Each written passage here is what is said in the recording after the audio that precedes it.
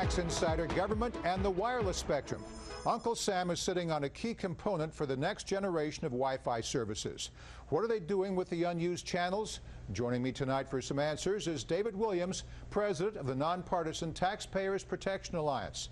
Dave, let's start from the beginning. Give us a quick review of the wireless spectrum and how much does the government own? Well, wireless spectrum is how we communicate with each other. It's how we make phone calls. It's how we access the internet. In a lot of cases, it's how I play Angry Birds. But also, wireless spectm is going to be the way that business is conducted even more. I mean, look at the technology, medical devices, medical technology, sending it over Wi-Fi. So it really is a key component of our economy right now. Now, technology companies are most interested in the 5 gigahertz band. They say it could usher in the next generation of mobile and broadband services.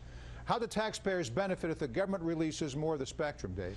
Well, right now the government owns about 60% of all wireless spectrum, and taxpayers could reap about $20 billion. But if you talk about the 5 gigahertz area of the spectrum, that's not really that valuable to taxpayers per se. It's more valuable to businesses that are trying to provide faster access to the internet, faster Wi-Fi. So that's really where not really taxpayer savings, but that's what it's going to be used for. Now, in a recent article, your organization supported an argument for private sector development of next-gen Wi-Fi services. But critics would argue government involvement would keep the new technology affordable. Therefore, would private companies and higher prices keep this out of the reach of some Americans? Well, to say the federal government and affordable in the same sentence is not something I usually say. You can keep your doctor. You can keep your Wi-Fi, keep your doctor, right? And I'm not going to say it when it comes to Wi-Fi. I mean, okay. Look at a toaster. The first toaster was very expensive, but as it became more available, they became cheaper. And it's the same with Wi-Fi. This 5 gigahertz, it's so important because it's fast and it'll free up the other spectrum that we use for cell phone calls. So it's really important for this to be developed. And we're not saying the government should give it all the way to the private sector. You know, a little bit at a time. They did this back in February where the FCC gave a little bit of this spectrum of the 5 gigahertz and said, okay, private sector, you can use this. So we can do it a little bit at a time and not leave the government holding the bag. Now let's talk about the internet sales tax. On Monday, the Supreme Court decided to decline involvement in state efforts to force web retailers to collect sales taxes.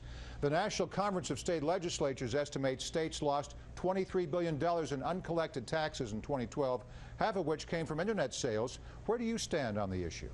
Well, let's look at that $23 billion, and let's say that people got to keep $23 billion more than they had to give up in internet sales taxes. And what's interesting, yesterday was Cyber Monday.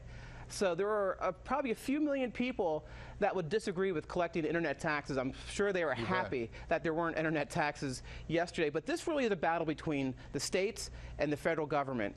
And the biggest proponent of this is Richard Durbin, Senator Richard Durbin from Illinois. And what does Illinois have? A huge problem with their budget. And they're trying to patch these budget holes. One is with an internet sales tax. Before we go, we should welcome you back. You've been in Uganda for the past couple of weeks. How did you find the trip, and what were you involved with? It's amazing that there's government waste everywhere. In Uganda, there was an op-ed written that Uganda should drop its high tax budget. It was an article that I could have written here in the United States. And Morris, here's one of their big problems. Their elected officials are traveling too much. Is they spend too many tax dollars traveling. Now, we've had the same problem here with the GSA, Pentagon, you name it. So, yeah, these issues actually translate across the Atlantic and around the world. And I was there to help them and try to, give them a bigger voice in these issues. Always following the money for us, David Williams, president of the nonpartisan Taxpayers Protection Alliance. Thanks, Dave. Thank you.